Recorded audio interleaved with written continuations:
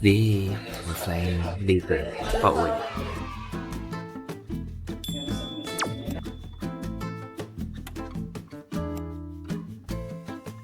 Pauwi na tayo. We're going to take a flight from Lima to Bogota, Bogota to JFK, JFK back to Singapore, Singapore to Manila.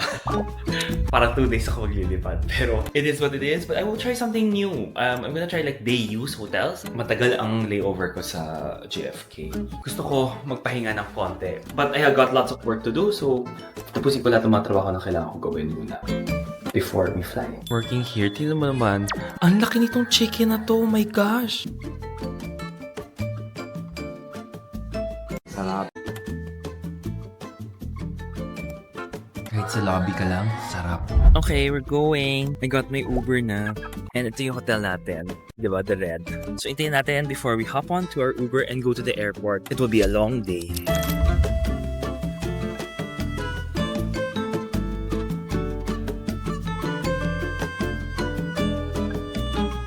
Checking in. Ayan na yung Avianca natin, guys. Star Alliance kasi tayo. Let's go on our flight. So, kailangan ko mag Lima to Bogota, Bogota to New York. Tapos, 6 a.m. dating ko. And then, 11 p.m. po yung flight pa uwi ng Singapore to Manila. So, good luck. So, ang nangyari is, chinek yung bag ko. Pumunta yung police, yung security, or whoever man, and then chinek niya. So, sabi niya, it's a routine check. Sabi ko, okay, go. Routine check, whatever you wanna guys do. So, sabi ko, okay. Yun lang naman. So, if ever that happens, alam niyo naman guys, ipacheck niyo lang. Wala naman kayong magagawa eh. And then, yun, binuksan, binulat-lat, lahat ng mga gamit. Tinignan lahat ng mga kailangan niyang tingnan. And afterwards, wala rin naman. So, nagtanong na naman siya kung ano mga kailangan mo. Then, yun na yun. And now, we're going to departures. Guys, tingnan nyo sa airport ng Lima. Daming restaurants here. Hello. Yo, chicken. Oh my God, may Pardo's chicken. Ay, Lucha, meron rin dito. So guys, pwede kayo dito kumain yan, no? Tapos may KFC, may McDo rin. And may Papa John's. In fairness, daming pwedeng gawin dito. Wait, gusto ko tingnan yung Pardo's chicken kahit na parang feeling ko hindi ako kakain kasi oh my gosh, ayoko na kumain guys. Sobrang weird, walang lounge daw si Avianca dito. Kaloka. Ito yung Pardo's chicken, oh. Chicken sandwich, oh. Parang sarap.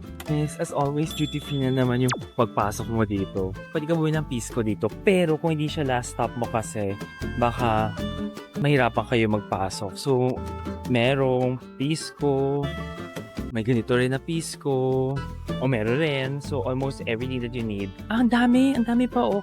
Lahat yung pisco. Venus de Ora, meron din. So, yung binili ko kahapon, nandyan lang. Pero at least, naka-check-in na siya. Wala na ako iisipin. Pisco Porton, meron din.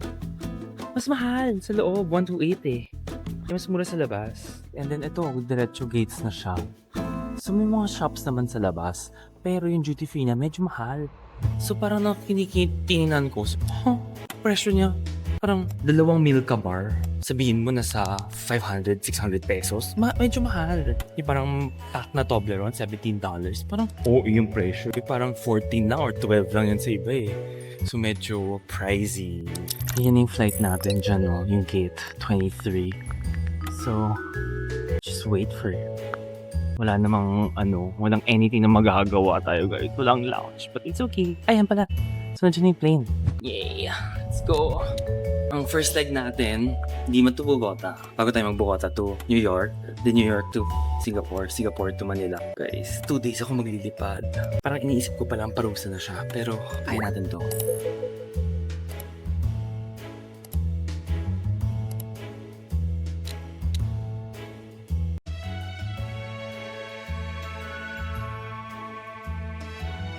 Guys, literatures mo. With my table ka dito. Keep na yung table na. Hindi mahabang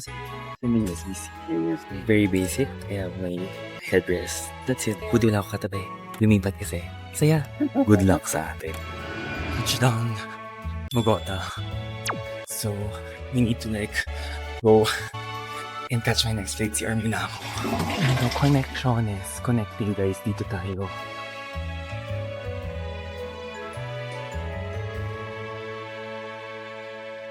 Okay, we're back here. I'll go to the gate in a bit.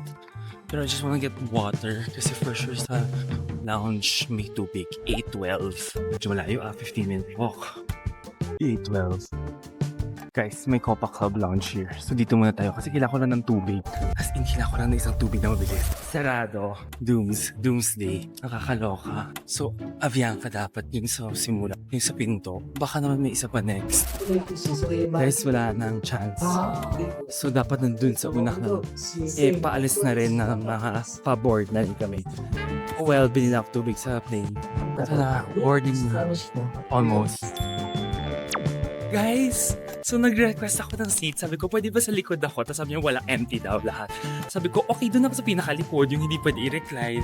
So, last minute change ko. Kasi sabi niya, oh, I need to check your visa. Sabi niya. So, sabi ko, okay, go, pakita ko yung visa ko. And then, boom, sabi ko, doon na lang ako sa pinakalikod. Sabi niya, eto, walang window. Sabi ko, okay lang, hindi ko kailangan ng window.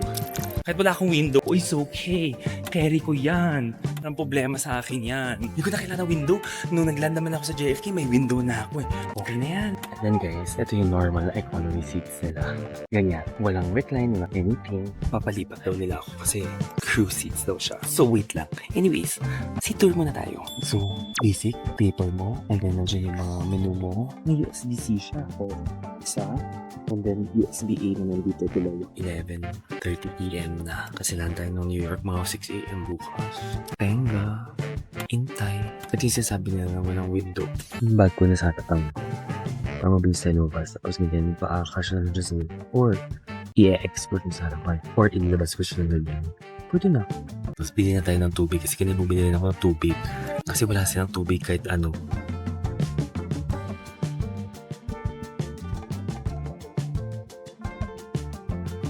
New York na.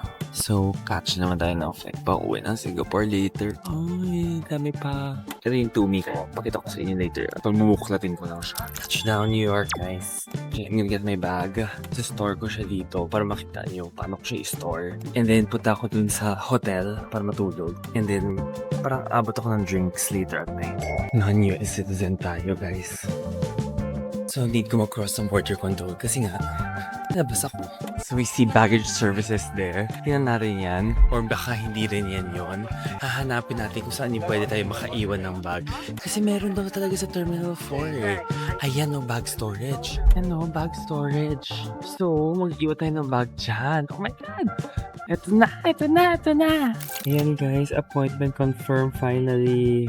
Yun na itong form guys. Check nila according to TSA rules. Ayun yung price niya. Wala siyang less than 24 hours. 24 hours lang talaga meron sila.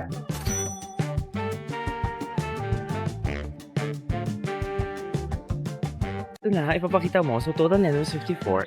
And it's just here. So, ang ganda nito. Dito kayo maglagay. So, guys, napasok ko na yung bag ko. So, pag exit mo, labas mo, makita mo yung luggage storage. $25 siya for a bag. And pag malaki siya, $35. Now, ang kagandahan dito, guys, is malapit lang siya dito. 24 hours siya open. Nasa airport na yan. So, hindi ko na siya kailangan bitbitin. Yung personal ko na lang yung bitbit ko ngayon. So, which is my backpack, basically.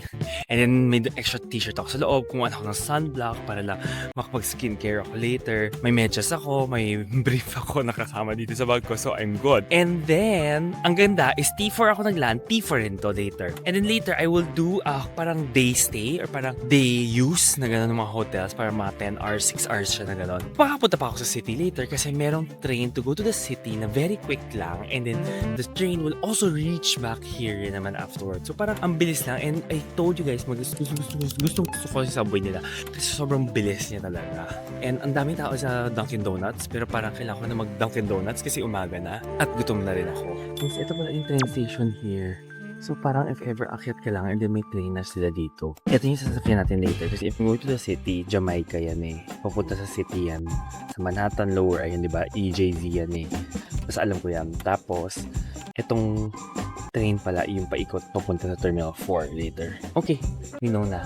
So pumunta muna ako ng kape para Para buhay tayo. I got my coffee. And then, pupunta tayo dun sa Deus. Kasi matututo tayo din. We're gonna go around town. Baka makabili pa tayo ng konting mga things. Gusto ko mag-Trader Joe's nga eh. I'm gonna get my Uber ride na muna, guys. Ito yung pick up niya, B4, B3, or B2. And let's go to Comfort Inn. Gusto ko yung 24 hours kung matutulog, no? Maghanap tayo. Baka naman maka-early check-in tayo. Let's see. Okay, guys. Ipi-pick up pa lang. May 5 minutes pa ako. So, let's get my jacket kasi medyo malamig.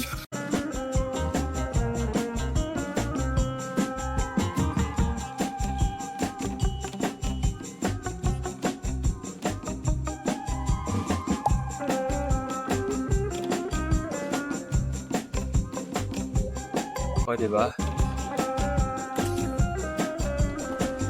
Kasi ito yung Comfort Inn, no? Ito yung ide-day-use ko sa hotel.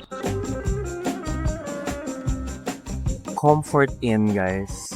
Tingnan natin. Sobrang aga ko eh. I'm sure, well, sana, pagbigyan. Kung hindi, oh wells. Lobby mo. And then you have dining areas. Tapos meron ka rin pang drink. Tapos pwede ka mag-wait here if ever. Sabi niya walang problema. Pero 10 o'clock na mag-start. So, yun yung problema. So, okay lang naman. Hintayin mo lang till 10. I can work. At least, I'm so happy. Oh my gosh, nag-work yung mga days. Natutuwa ako. Gosh, can I just... I love this Deus. So, hindi ko kasi siya usually try, but now trinay ko siya. So, medyo maaga ako. It's 8 a.m. pa lang. So, I have 2 hours to wait bago kasi 10 o'clock yung slot ko. 10 to 4 siya. And then, ang babayaran ko, mga nasa 100 SGD lang siya. Basta sobrang mura. And then, dito, every hour may shuttle bus siya. So, by later, bago mag-check out, shuttle bus ako, punta ako airport. Mag-train ako papuntang city. Then, perfect. And then, from the city, punta ako airport. I'll check in, I'll catch my flight. That's it. Oh my gosh, kakatuwa talaga. Guys, nag-order ako ng Uber Eats.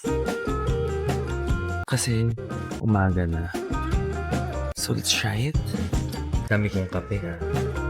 Mahal din Uber nila dito, ang Uber Eats. May sarap ang liit lang naman pala. Oatmeal bar. Ang tiga. Ang liit guys, mahal. 14 na to. Pero gutom na ako. Ang liit. Ito, in fairness, hindi natapon kahit nung toon na. Konti na lang, makapasok tayo sa kwarto. Ito na yung day use natin. Comfort Inn yung nakuha natin.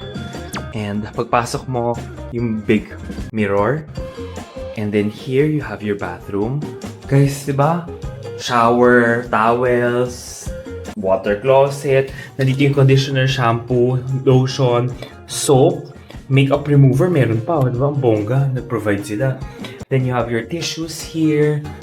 Then sa labas naman, ang nakuha natin is double size or double bed. 2 twin na double bed. And medyo malaki siyang bed, ha? And tingnan mo, sa tabi ng kama mo, you have all of your USB. You have saksakan. And then you have a safety deposit. And guys, first floor yung binigay sa akin na room. No problem. Kasi mabilisan na naman ako. And ayan yung TV mo. And guys, may coffee machine. Diba? Ano gusto mo? Oh. Roast? Pwede. Tubig, provided rin as well. 'Di ba? Ang ganda. Keurig pa siya lahat, 'di ba? Ganun yung mga, alam mo yung mga water i-fill mo diyan. And then may hair blower, may cups, may ice machine, may ano pang ice bucket. Tapos guys, may storage ka pa dito. Pwede ka magtrabaho diyan, may lamp ka rin, and then you have your mini fridge. Storage here, hangers, meron kang iron here as well. Tsaka iron mo, nandyan. Lamig pa. Pagpasok ko, lamig na ng aircon. So guys, I love this day use, diba? First time kong gumamit ng mga ganitong day use. Mga $100 to kasi may tax, diba? $100 siya. Not bad. Mas mura siya compared to getting or booking a whole day hotel. Enough time for you to freshen up, to use the hotel para maging comfortable ka. And then, maligo ka before, let's say, your long haul flight. Or if ever you're gonna travel, lamerda ka pa, wala namang problema. Pwede ka pa umalis. At least nakapag-paligo ka na, diba? At least nakapag-freshen up ka na rin as well. Yun yung maganda dito. So, yes. In fairness, thank you so much for this. I love it. Natutuwa talaga ako dito. So, this is Comfort Inn. Malapit siya sa JFK. And then, may shuttle siya every hour. O, diba?